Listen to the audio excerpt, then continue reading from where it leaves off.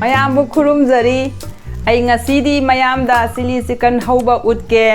mayamna aigi channel bu subscribe tawdaba yawrabasu subscribe tawbiyu aigi video bu haubadai loiba phawba yengbiyu adudi thongba haurasi aina laurise yen kg makhai amani saru yahondabida adu asigi piece asigi sangsida sahonbiyu asidagi su hena pn biranu asi marinate tawba ama mathau tai ahanbada thum khara saibiro aduga sigi mathakda maida sama corn flour samas ani black pepper samas ama ginger garlic paste samas ama mathakta thau khara asise phajana mix tawbiro asisi yamdrabada pungkhai ama koina freeze ta thamdoimi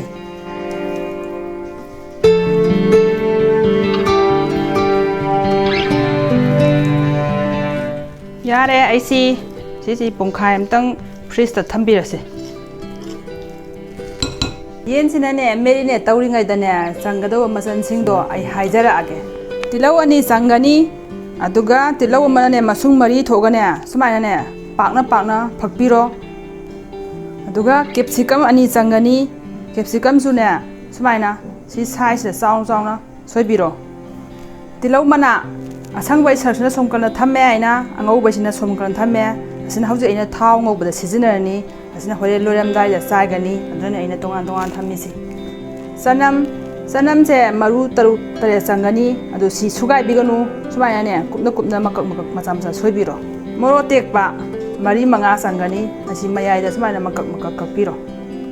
fadigom khara changani vinegar khara changani samas masama ginger garlic paste samas ama soya sauce samas achauba ani tomato sauce ani changani amana normal amana hot tomato sauce corn flour samas ama INC pungkhai am phare marinate tawba phajana marinate tawrame asi tawtho asi adudi khang thangal asi khang si sare aduna thau khara hairasi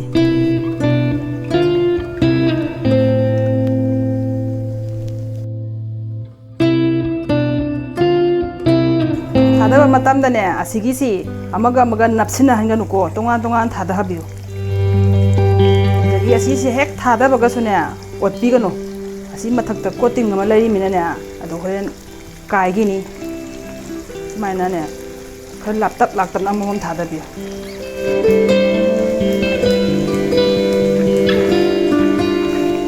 sise amumu onthokpirasi sigisi munnangai taw doimi aduna ne maidu yam kanna lei khatpiganu ai yam kanna lei khata ga dine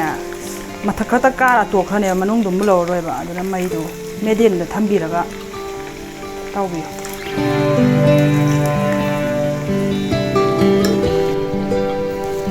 ai si yare yensi makusi krem la hon nangai taw ga dawani ren ai ne adum mayam da ulake ai soina krem la ramani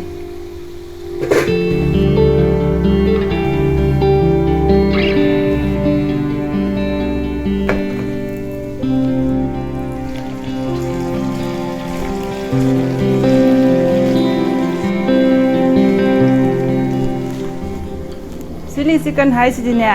mathaki coating sarusna ne krem law ga dawba aduga manungi sarusna ne thotho law ga dawba asi yong ai si to sumaina krem law ga dawba aduga manungi sina ne yong thotho law ga si sa to asi ne sumain sa yaram how he chili chicken sembase matam yam sangdabani khwaide su laiba aduga yam thuna su loiba haugo su khwaide haugo poni asi mayum da mayam na try tawiyo ai amasi jum munsilak tawre hauji asi tawda matam kitang sangbai wani asi hek tawgo lor daidi minute mari manga sangaga adum loira ai si yare Asi thang thadai chili chicken sembadi minute manga khaktani changgadaba. Khang ama thangat piro.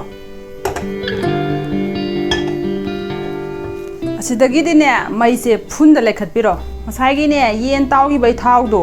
Adi do asi mathak se sumain hai piro.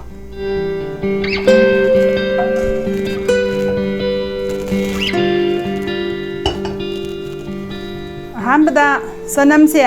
asi hana ngobiro. Si hana ngaktan ngobiro si.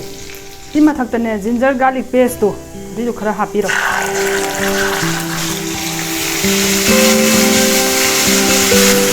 Tilau maru maca angauba do.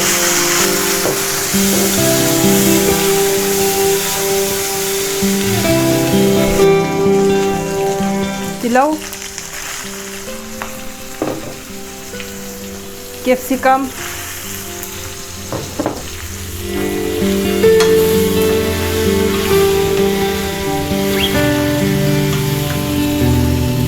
morok atekpa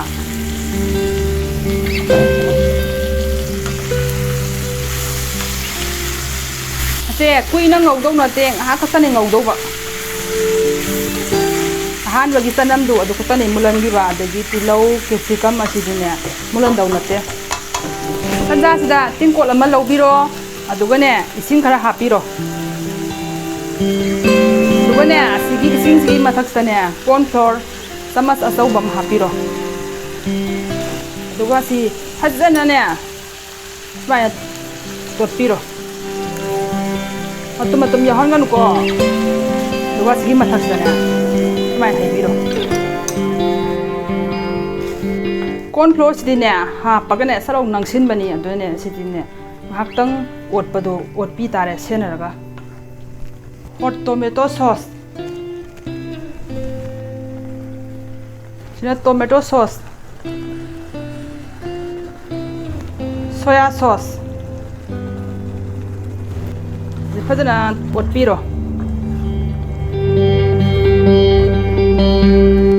asi mathakta vinegar aduga thum khara thum se yam hapiganu sauce ta su masai thum khara yaujra mathak ta chini khara sauce ki vinegar gi asin bado balance oina ba aduga asigi mathak sida masai gi ne yen ataw bado adu hapsin biro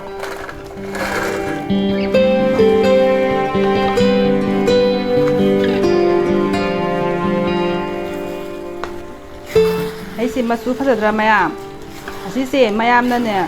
gravy pa masune ising khara happy ba yai aigi di dry ni aduna ne ina mahi ha paroi asi kang na ngaudoi mi simla mirs tilau sia asi ji pulap mulang daw na te hai pe petani mula daw ba ai si ya sila e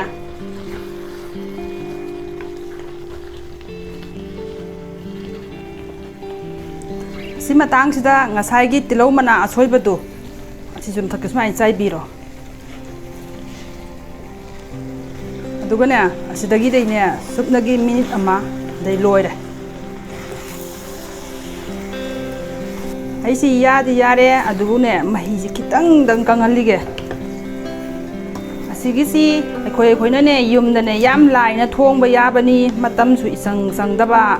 aduga how su how ba mayam na mutang try tau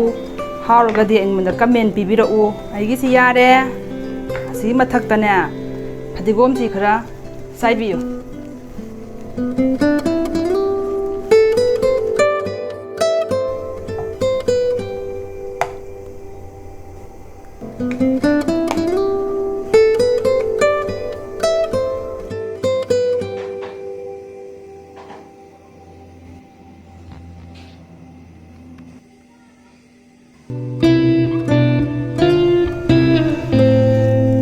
asi manam si ne haifang khangdana nungsi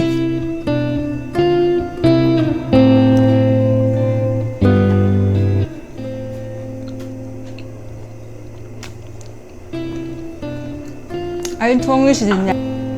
mai da re